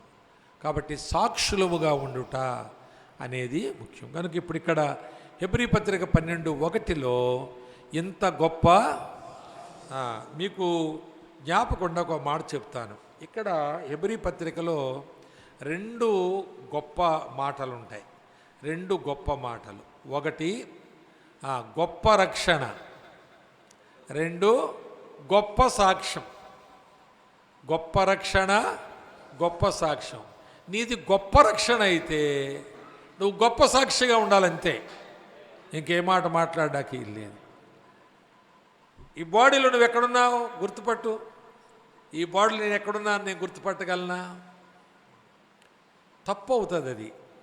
మనం ఈ బాడీలో నేను రైట్ హ్యాండ్, లెఫ్ట్ హ్యాండ్ కాదు నేను అంటే తప్పు అయిపోద్ది. జాగ్రత్త. మరి కంపు కొడతావు, జాగ్రత్త. దేవుడు నిన్ను ఎప్పుడు దేనికి వాడుకుంటాడో దానికి నీవు వాడబడే అవయవానం అంతే. ఎక్కడున్నావో నువ్వు గుర్తుపట్టుకోలేవు. అలా గుర్తుపట్టుకుంటే నీకు గర్వం వస్తుంది. నువ్వు గుర్తుపట్టినప్పుడు కాలు చిటుకునేళ్ళండి నేను అని అనుకోవడం నువ్వు ఇష్టపడవు. ఏదో నేను ఇదండి, నేను అదండి అంటే గర్వం పెరుగుతుంది నీకు. అందువలన ఈ బాడీలో మనం ఉన్నాము, ఎక్కడున్నామో మనం వెతుక్కోవక్కర్లేదు. కానీ ప్రభువు మనలను వాడుకుంటాడు. ఆయన ఏదో చెప్తారు, ఇలాగా ఈ వేలే ఏదో అందంట, నేను లేకపోతే మిగిలిన 4 ఏళ్ళు ఎందుకు పనికిరావని. ఈ వేలేమందంట, నేను లేకపోతే చూపించాలి కదా, దేన్ని గుర్తుపట్టడానికి వీలు కాదు, నేను దారి చూపించాలని. ఈ వేలేమందంట, అన్నిటికంటే పొడుగ్గా ఉన్నాను, చూసుకో ఎలాగున్నాను. ఈ వేలు ఏమందంట, నేను బంగారపు ఏదో ఉంటుంది కదా అందంట. అప్పుడు ఈ వేలు అందంట, సరే మీరు అందరూ అలాగైతే దేవుని దగ్గరికి పోయినప్పుడు మీ అందరికంటే ముందు దేవుని దగ్గరగా నేనే ఉంటానన్నంట. నేర్చుకుందాం, విషయాలు నేర్చుకుందాం. ఇది చిన్నది, ఈ గొప్పలు చెప్పుకుంటే దీనికి ఏం చెప్పుకోవడానికి లేదు. కాబట్టి దానికి ఏం గొప్పతనం చెప్పండి? మీరు దేవుని దగ్గరికి వెళ్ళినప్పుడు అందరికంటే ముందు నేనే ఉంటాను, ఆయన దగ్గరగా ఉంటాను నేను. ఈ గొప్పలు చెప్పుకోవాలంతా దాని వెనకాలే అన్నమాట. అది మన జీవితంలో ఉండాలి. సరే సరే ఇంత గొప్ప సాక్షి సమూహం ఎక్కడుంది? 11వ అధ్యాయంలో ఉంది, అంతేనా? మన 12లో చదివాం దీన్ని. 11వ అధ్యాయంలో సాక్షి సమూహం ఉంది. ఈ సాక్షి సమూహం ఎలాగుందంట? మేఘము వలె మనలను ఆవరించిన మేఘం. సరే వాళ్ళు ఏం చేస్తున్నారు అంటే ఆ పైన 39-40 చదువుదాం చూడండి. 39-40 వచనాలు. 39-40 వచనాల్లో తీయండి. ఇందాక తిప్పేసాం అటు ఇటు మనం. వీరందరూ సాక్ష్యము పొందారు. ఏం పొందారంటే వీళ్ళు ఇప్పుడు హెబేలు ప్రాణం పెట్టి ఏం పొందాడట? 300 సంవత్సరాలు హనోకు దేవునితో నడిచి ఏం సాక్ష్యం పొందాడు? హనోకు ఏం సాక్ష్యం పొందాడు? దేవునితో ఏం పొందాడు? సాక్ష్యం పొందాడు. అష్ట కష్టాలు పడి ఓడనం చేసినవి అందరి చేత వెర్రోడు అనిపించుకున్న నోవాహు ఏం పొందాడట? సాక్ష్యం. మరి నువ్వేం పొందామని సేవ చేస్తున్నావు? అసలు నువ్వు దీని మీద మనసుందా? నేను చేస్తున్న సేవ నాకు సాక్ష్యాన్ని సంపాదించాలనుందా, లేక ఒక ల్యాండ్ సంపాదించాలి, ఓ బిల్డింగ్ సంపాదించాలి, ఓ బైక్ సంపాదించాలి, బైక్ ఏంటి ఒక 4-వీలర్ సంపాదించాలి, ఇంకా ఏంటండి అమ్మగారు కూడా ఆమె కోరికలు కూడా సంపాదించాలి. చందాపెట్టులో మరి ఎన్నోసార్లు మనకు 500 రూపాయల నోట్లు పడతాయి, 100 రూపాయల నోట్లు పడతాయి, ఇంకేవో నోట్లు పడతాయి. నేను మాట అడుగుతాను, సంఘాల్లో 500 రూపాయల నోట్లు పడుతున్నాయా? లేవండి. అబద్ధాలు ఆడకండి. సరే ఇప్పుడు నేను అడుగుతున్నాను, పాస్టర్ గారులేనా అందరూ? అందరూ పాస్టర్ గారులే. మీరు చెప్పండి, చందాపెట్టులో మీరు టిక్ టాకులు పడకూడదు, నోట్లు శబ్దం చేయాలని అంటుంటారు కొంతమంది. సరే అందులో 500 రూపాయల నోట్లు వేసిన వాళ్ళు చాలామంది ఉంటారు. కానీ నువ్వు ఎప్పుడైనా వేసావా? నీ ఇంట్లో ఎవరన్నా వేసారా? ఆలోచించండి. ఎంత సిగ్గుమాలిన చందాలమని. అందరిని ఏమన్నాం? 500 ఏమన్నాం. అన్నమేమో అనలేదేమో. పోనీ వేసును చూసి మెచ్చుకున్నావా లేదా? ఓ కొత్త నోట్లు 10 500 రూపాయల నోట్లు బండి అనుకోండి, అబ్బా ఎవరో బ్రదరు సమర్పించుకున్నారు, ఎవరో సిస్టరు సమర్పించుకున్నారు అనుకుంటాం, అనుకోమా? మరి నువ్వు ఎప్పుడైనా వేసావా? నీ పిల్లలు ఎప్పుడైనా వేసారా? నీ భార్య ఎప్పుడైనా వేసిందా? ఇంకొక బాధాకరమైన మాట, ఓ సిస్టరు దుబాయ్ పోయొచ్చి ఆమె సన్నటి బంగారు గొలుసులు తెచ్చుకుంటున్న దగ్గర లాకెట్లు ప్రభు పనిలో వాడిన బ్రదర్ని ఇస్తే ఆయనకి పాస్టర్ గారు ఆయన భార్య మెడలో వేశాడు. ఆమెమో విశ్వాసేమో సమర్పించుకుని ఇస్తే దీన్ని ఎక్కడ ఎక్కించాడు? భార్య మెడలోకి ఎక్కించాడు. ఎంత ఘోరంగా దారుణంగా తయారయ్యామండి మనం. సాక్ష్యం పొందాడు ఎప్పుడైనా? ఓ బంగారం ఇప్పుడు ఒకసారి ఒక అమ్మాయికి వాళ్ళ అమ్మమ్మ ఓ బంగారు గొలుసు ఇచ్చింది. ఆ అమ్మాయి ఏం చేసిందంటే, ఆ దినాల్లో మేము టేక్వుడ్కు అది చర్చి కడుతున్నాం, టేక్వుడ్కి వెళ్ళాలి కొందాము. ఒక ఆయన అడవిలో నాకు తెలిసిన ఒక అడిషనల్ ఎస్పీ ఉంటే ఆయనకు ఫోన్ చేశాను. అడవి ప్రాంతాల్లో పనిచేస్తున్నాడు ఆయన. రండి బ్రదర్ మీరు వస్తే మరి వెళదాము, ఫారెస్ట్ ఆఫీసర్ని అడుగుదాం, కొంచెం తక్కువ చేద్దాం అన్నాడు. వెళదామా, డబ్బులు ఏమని దగ్గర. కాబట్టి ఈ అమ్మాయికి వాళ్ళ అమ్మమ్మది పెడితే సందా పెట్టలేసిందని. ఆ పిల్ల ఏతుకలో చదువుతుంది, వాళ్ళ అమ్మమ్మ మురిపింగా పెట్టింది. వాళ్ళమ్మ తను మాట్లాడుకున్నట్టున్నారు, ఎందుకులే అమ్మమ్మ బాధపడుద్ది, వెళ్ళిపోయాక మరి వెళ్ళిపోయే వరకు వేసుకో అన్నట్టుంది. వెళ్ళిపోయాక సందా పెట్టలేసింది ఆమె. తర్వాత వాళ్ళ అమ్మమ్మకి ఈ విషయం తెలిసి ఏం చేసింది, సరే ఇక దేవుడికి ఇచ్చింది కదా, పిల్ల మెడలో మళ్ళీ బోసి మెడని మళ్ళీ ఒకటి పెట్టింది.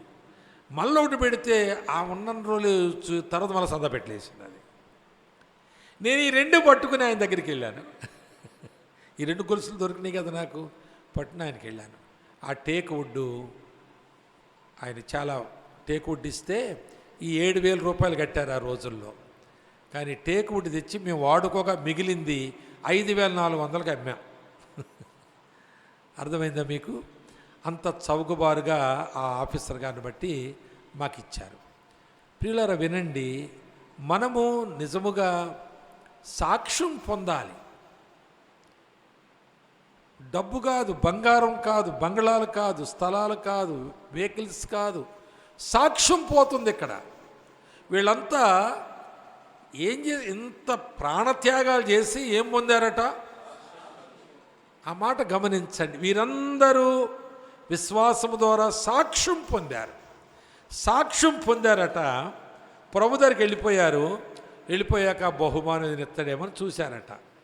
ఏదైనా బహుమానం ఇస్తాడని చూస్తేనట కుర్చీలు వేసి కూర్చోబెట్టాడు.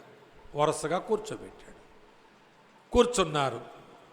తర్వాత వాళ్ళు చాలా ప్రభువు తన మహిమను వారికి ఇచ్చాడు. చాలా సంతోషంగా ఆహ్లాదంగా ఉంది. దేవతతో చుట్టూ తిరుగుతున్నారు, చేస్తున్నారు. తేజోవాసన పరిశుద్ధులంతా ఉన్నారు. కానీ బహుమానాలు లేవు.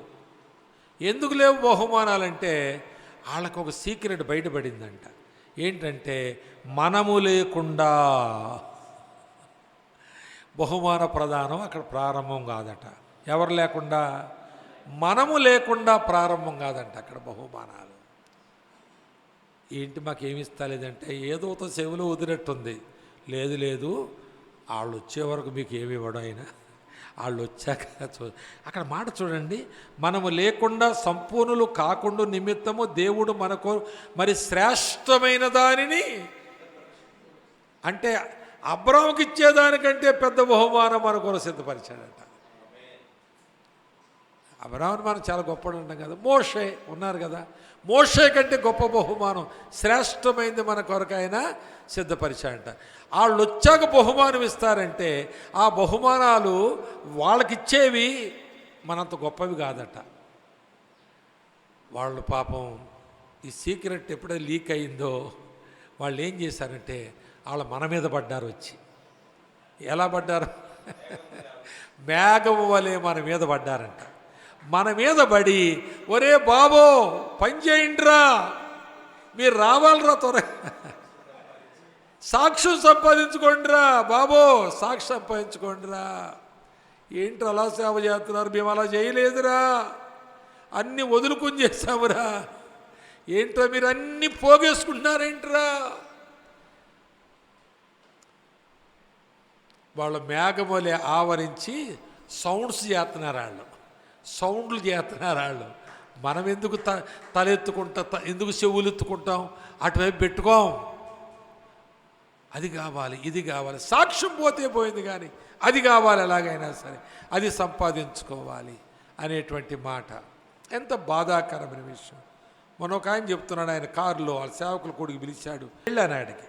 నేను వెళితే పెట్టి సర్దుకుంటున్నాడు ఆయన, పెద్ద సూట్ కేసు. నేను అంకుల్ అనేవాడిని. అయితే అందులో అన్నీ నలిగిపోయిన బట్టలు, చిరిగిపోయిన బట్టలు. ఇక్కడ ఎప్పుడూ కోటు తీయడు, అందులో కోటు కూడా లేదు, చిరిగిపోయి నలిగిపోయి పెట్టుకుంటున్నాడు. అప్పుడు నేను అక్కడ ఆయన డ్రైవర్ ఉన్నాడు ఒక ఆయన అన్నాడు, చూడండి ప్రకాష్ గారు, ఇవన్నీ బట్టికెళ్ళి అక్కడ వేసుకుని చిరిగిపోయిన బట్టలు వేసుకుని వాళ్ళకి ఏమీ లేని వాళ్ళు కనిసిపోతుకుని, ఇక్కడేమో వాళ్ళ ఇంటి ముందు బంగారం పనిచేస్తాడే గోల్డ్ స్మిత్ ఉంటాడే, వీళ్ళు బంగారు నగలు చేయించుకోవడానికి గోల్డ్ స్మిత్కి ఇంటికి ఇస్తే బంగారం ఆడిన కలిపేస్తాడేమని ఇంటి గుమ్మాలో బంగారం నగలు చేయించుకుంటున్నారు. కానీ అమెరికా పోయాడు ఏం చేస్తున్నాడు? నలిగిపోయిన బట్టలు వేసుకెళ్తున్నాడు. కారణం ఏంటి? డబ్బు. డబ్బు ఏం పోగొట్టుకున్నాడు ఇప్పుడు చెప్పండి? ఆయన డబ్బు పొందాడు. ఏం పోగొట్టుకున్నాడు? సాక్ష్యం పోగొట్టుకున్నాడు. ఈనాడు సేవకులు ఏమి సంపాదించుకున్నారు కానీ సాక్ష్యము సంగతి వారికి కొంచెం కూడా బాధ లేదు, ధ్యాస లేదు. సంపాదన. ఒక్కొక్క సేవకుడు రెండు సంస్థల్లో ఉంటారు. ఇతను తెలియకుండా అతను తెలియకుండా రెండు సంస్థల్లో ఉంటుంటారు. డబ్బు కావాలి. విశ్వాసులు కూడా డబ్బుకు పీడించేస్తుంటారు. మరి ఎవరో చెబుతున్నారు, రక్షణ ఎంతమందికి కావాలో దొరగారు అడిగాడంట. రక్షించబడ్డాక చాలా భారముతో ఆయన ఆ దేశానికి ఖర్చులు పెట్టుకుని వచ్చి రక్షించబడడానికి ఎవరు తీర్మానం చేశారో చేతులు ఎత్తండి అని ఆయన అంటే, తర్జుమా చేసే ఆ పాస్టర్ గారు ఎంతమందికి రేపు బిర్యానీ కావాలో చేతులు ఎత్తండి అన్నాడంట. రేపు ఎలాగో లాస్ట్ డే బిర్యానీ పెడతారంట, వాడికే అది అంటే అందరు ఎత్తుతారు. ఇక ఫోటోలు తీసేసి ఆ దొరగారు మురిసిపోయి ఓ ఎంతమంది నా పరిచయం రక్షించబడ్డారని ఆనందముతో ఆయన ఉన్నాడు. కానీ రక్షించబడిన వారి గురించి ఆయన అడిగితే, బిర్యానీ తినేవాళ్ళు ఎంతమంది నేను తర్జుమా చేస్తే, ఇలాంటి మాయ మాటలతోటి చాలా డబ్బు సంపాదించుకున్నాడు ఆయన. కానీ సాక్ష్యం పోగొట్టుకున్నాడు. ఇక్కడ ఏం చెప్తున్నాను ఇప్పుడు నేను, ఆయన సాక్ష్యం పోగొట్టుకున్నాడని చెబుతున్నాను. కనుక మేఘం వలె ఆవరించి వెళ్ళేవన్నారంటే, ఏంటి పాస్టర్ గారు మీరు అలాగా దానమే పడ్డారేంటండి? మేము అలా చేయలేదండి సేవ. ఎన్నో గాయాలు పొందామండి, ఇబ్బందులు పడ్డామండి, ద్వేషించబడ్డామండి, రక్తం కారిందండి. పాస్టర్ గారు మీరు వచ్చే వరకు మాకేమీ లేదండి, మీరు ఇలా చేస్తే మీరు ఎప్పుడుకు వస్తారు? ఆయనేమో జాలి కనికరం గలవాడు, దీర్ఘశాంతం గలవాడు. అటు భూమి మొరపెడుతుంది, ఇంకెంతకాలం మొయ్యాలి ఈ దుర్మార్గులని. సృష్టి కూడా మూలుగుతుందంట. ప్రభువా మాకు లాస్ట్ డేట్ అని ఇచ్చావు ఈ సృష్టికి, మళ్ళీ దాన్ని నువ్వు పోస్ట్ పోన్ చేస్తున్నావు. ఈ సృష్టి ఇంతకాలం ఉండాలని ఇచ్చినట్టున్న డేట్ దానికి ఇంకో నెల చూద్దాంలే అంటున్నాడంట. పోనీ నెల అనుకుంటుందంట సృష్టి.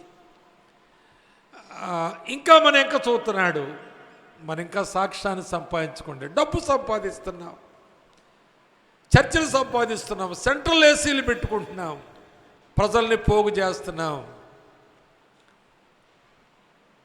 వారిని మభ్య పెడుతున్నాం.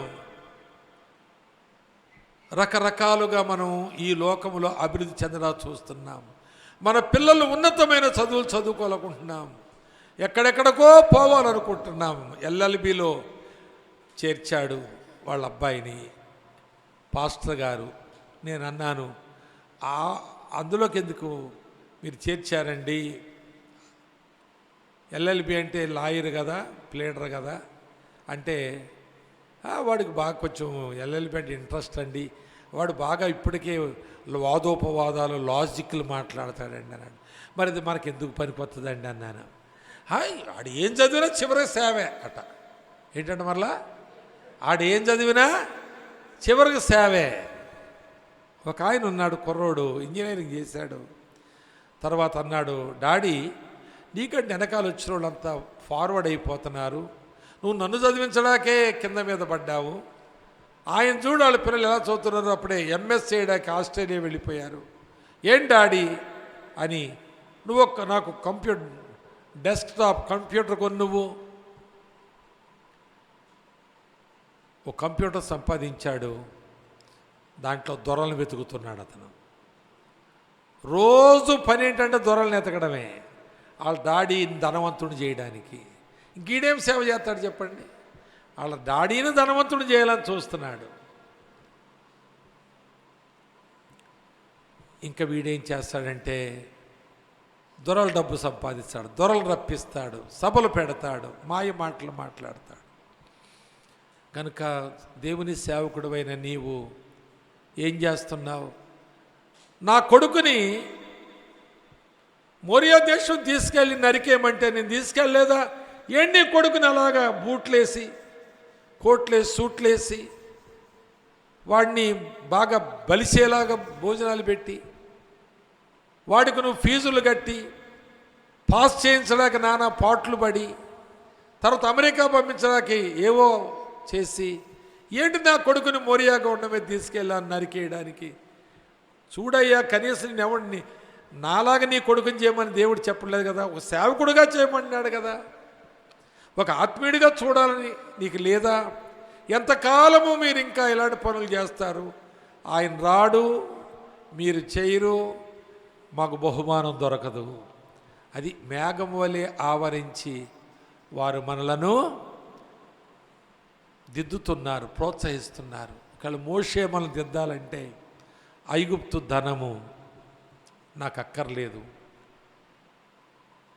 ఐగుప్తు భోగభాగ్యాలు నాకు అక్కరలేదు, క్రీస్తు కొరకు నింద, క్రీస్తు ప్రజల కొరకు శ్రమ, అంతేకాదు ఫరో తర్వాత ఫరో అయ్యేటువంటి హోదా నాకుంది, కానీ అలాగవ్వాలని నాకు లేదు.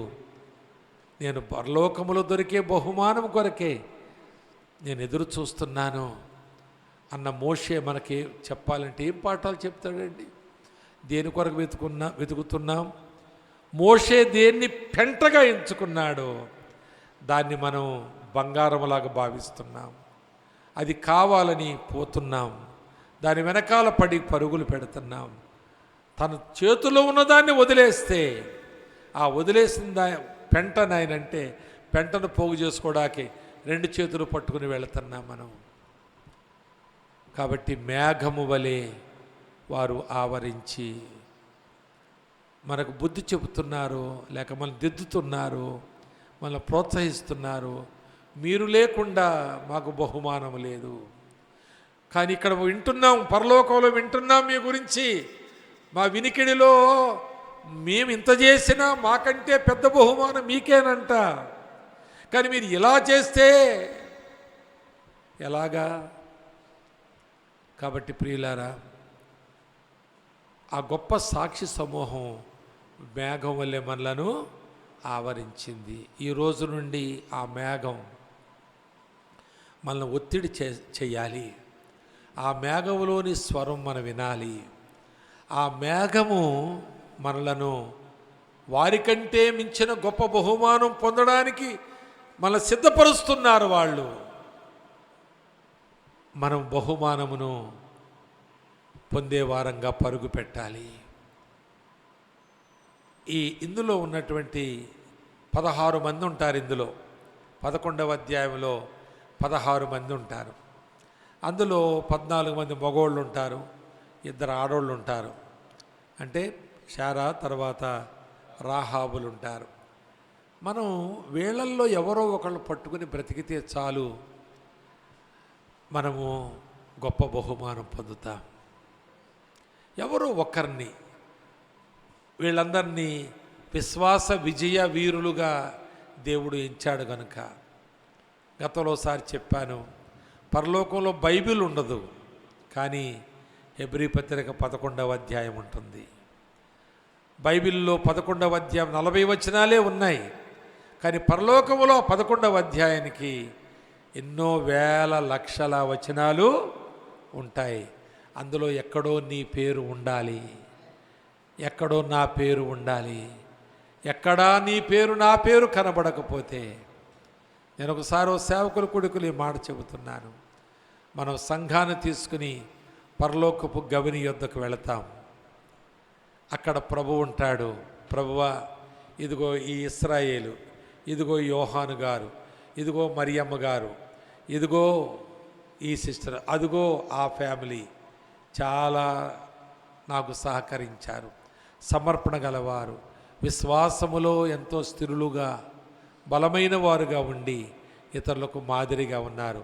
ఓహో అలాగా, వెళ్ళండి యోహాను గారు, వెళ్ళండి లోకా గారు, వెళ్ళండి ఇశ్రాయేలు గారు, వెళ్ళండి మరియమ్మ గారు, మీ కుటుంబం గురించి పాస్టర్ గారు చెప్పారు, చాలా మంచి కుటుంబం, మీరు చాలా సహకరించారంట ఆ మందిరం కట్టేటప్పుడు, లేక సేవకుని అవసరతల్లో ఆయనకు ఒక వాహనం కూడా మీరు ఇచ్చారంట, చాలా సంతోషం, వెళ్ళండి అని ఆ ఫ్యామిలీని ఈ విశ్వాసం లోపల పంపించాక ఎంత సంతోషం అండి సేవకునికి, ఎంత సంతోషం.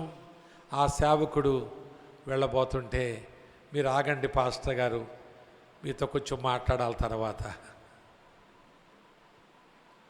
ప్రియులారా, నీ సంఘమును ప్రభు కొరకు సిద్ధపరిచావేమో, వాళ్ళు నిజముగా నీ పరిచర్లోనే వారు దేవుని రాజ్యముకు అర్హులయ్యారేమో, కానీ నీవు ఆ అర్హత లేకుండా జీవించావేమో.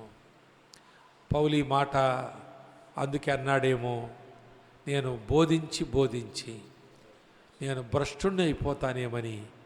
చెప్పండి తర్వాత ఏమన్నాడు అంటే ఏం జరిగిందన్నమాట. ఈయన భ్రష్టుణ్ణి చేసేది ఏంటి అక్కడ చెప్పండి? శరీరం అన్నమాట.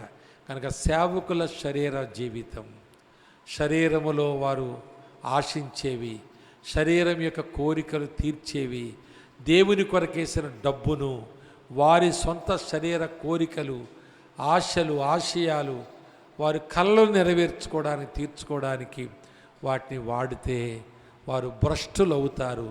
పాస్టర్ గారు రికమెండ్ చేసిన వాళ్ళంతా పరలోకి వెళ్ళారు, పాస్టర్ గారు బయట ఉండవలసి వచ్చింది. కనుక బోధకులమైన మనము రెండంతల తీర్పులోనికి వెళతాము. కాపరులమైన మనము, సేవకులమైన మనము చాలా జాగ్రత్తగా లేకపోతే, నువ్వాగు నీతో కొంచెం మాట్లాడేది ఉందని ప్రభు అంటే ఏమైపోతామండి మనం? అలాగా ఏమైపోతాం? 11వ అధ్యాయం తెరిచి నిన్ను చూడగలడా ప్రభువు? ఏదో ఒక సంఖ్యలో నిన్ను చూడగలడా? అవును, 11వ అధ్యాయంలో ఆయన నన్ను చూడగలడు అని నువ్వు చెప్పగలిగితే నీవు ధన్యుడవే, ధన్యురాలివే.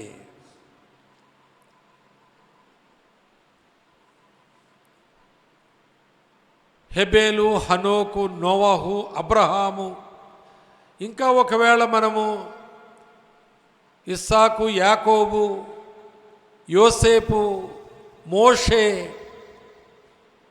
గిద్యోను, యెఫ్తా,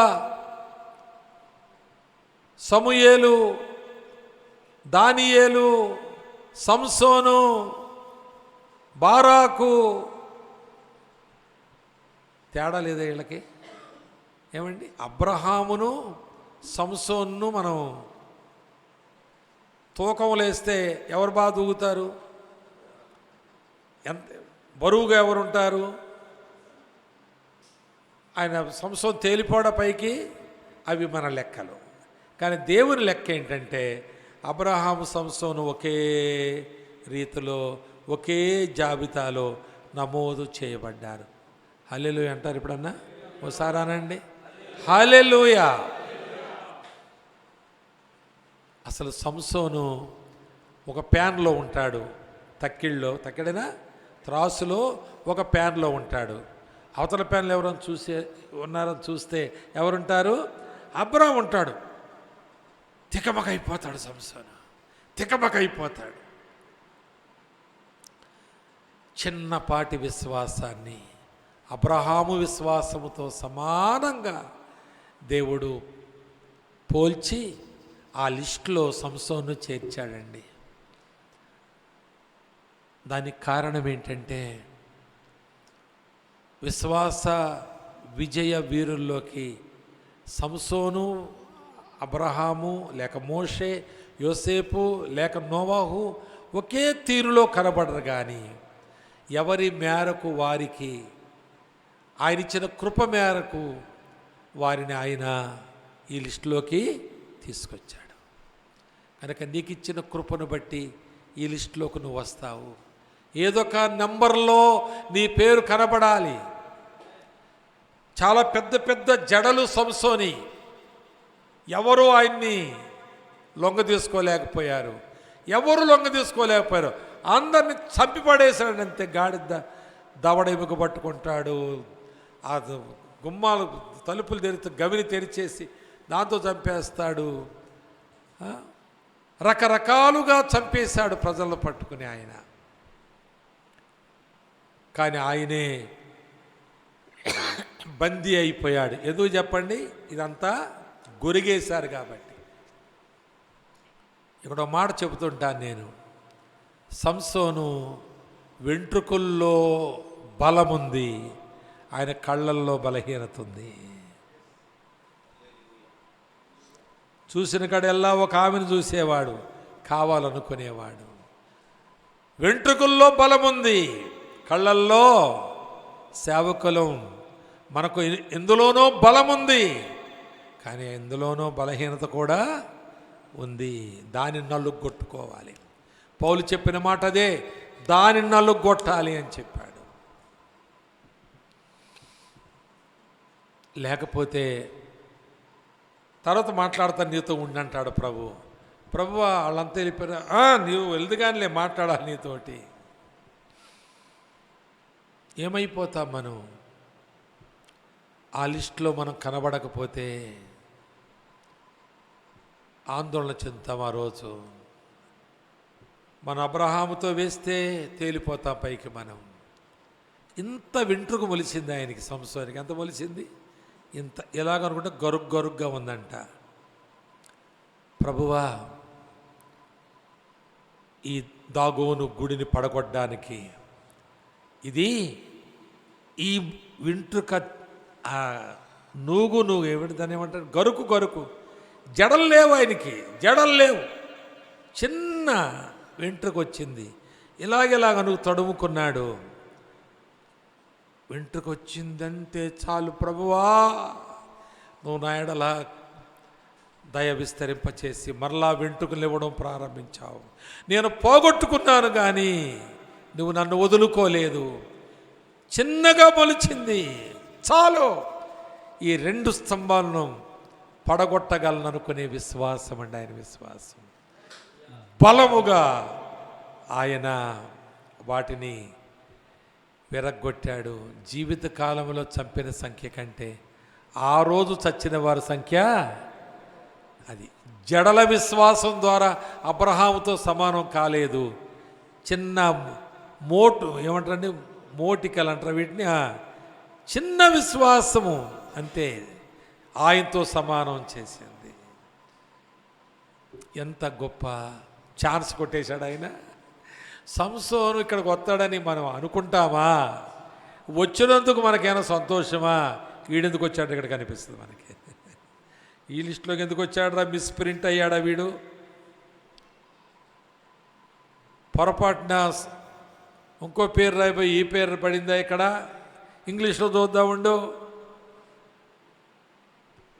అక్కడ కూడా ఉన్నాడు వీడు. ఎందుకున్నాడు వీడు అక్కడ కూడా? ఎవరికి లంచం ఇచ్చి వచ్చాడా?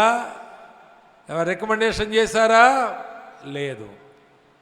ఆయన మొలిచిన చిన్న వెంట్రుక పైన పెద్ద జడల మీద, జడలలో ఉన్న తన బలము ఈ చిన్న వెంట్రుకలో దేవుడు పెట్టి మొలకెత్తించి, ఇప్పుడు నేను చచ్చిపోయే దినమున ఒక విజయ వీరుడిగా నేను చచ్చిపోవడానికి నాకు బలం ఇచ్చాడు అని ఆయన విశ్వసించాడండి.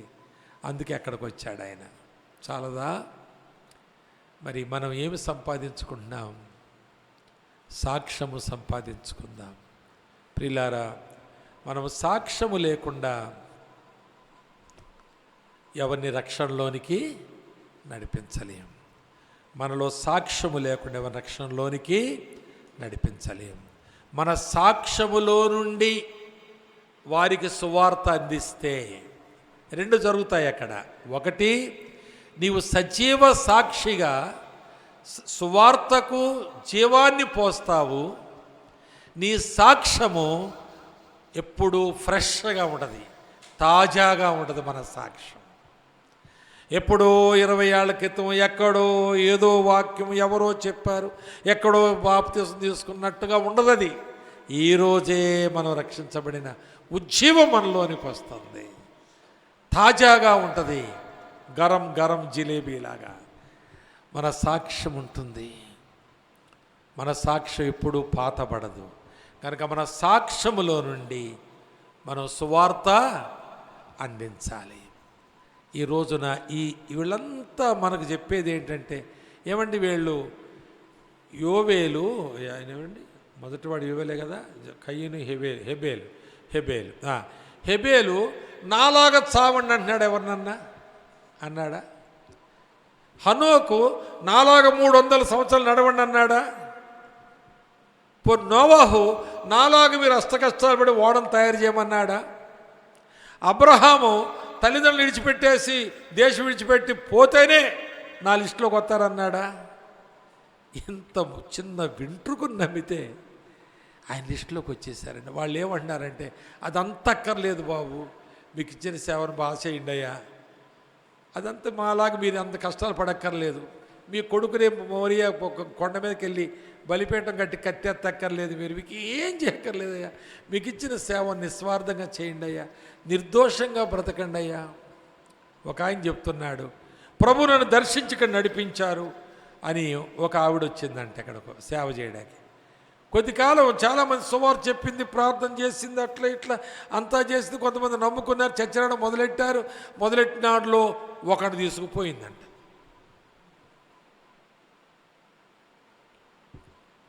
ఆమె సువార్త చెప్పలేదా, ఆత్మలు రక్షించబడలేదా, మందిరం కట్టబడలేదా, అనేక మంది చేరలేదా, ఆరాధన జరగలేదా, కానీ సాక్ష్యం కాపాడుకుందా, పోగొట్టుకుంది.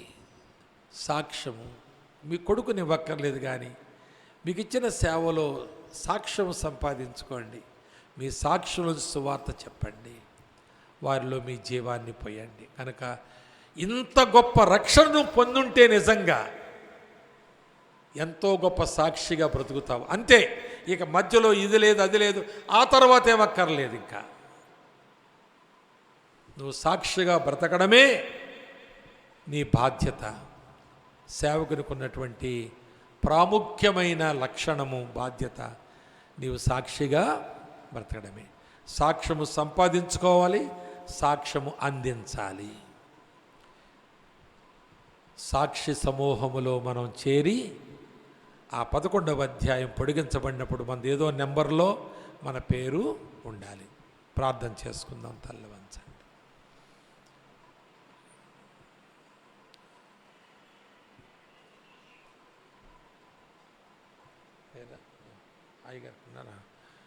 ప్రార్థనలో ఒకే ఒక మాట ప్రభువుతో మనం చెప్పుకుందాం. ప్రభువా, నీవు నాకు ఇచ్చిన ప్రాంతములో, ప్రజల మధ్యలో నేను సాక్ష్యము కలిగిన వ్యక్తిగా, సాక్ష్యము పొందే వ్యక్తిగా, సాక్ష్యము అందించే పాస్టర్గా, సేవకునిగా నేను బ్రతుకుతాను. ఇక మీదట ఇది నా తీర్మానము. ఇంకా నాకు తలలు తోకలు ఏమక్కర్లేదు. నేనుగా నీకు సాక్షిగా ఉంటాను.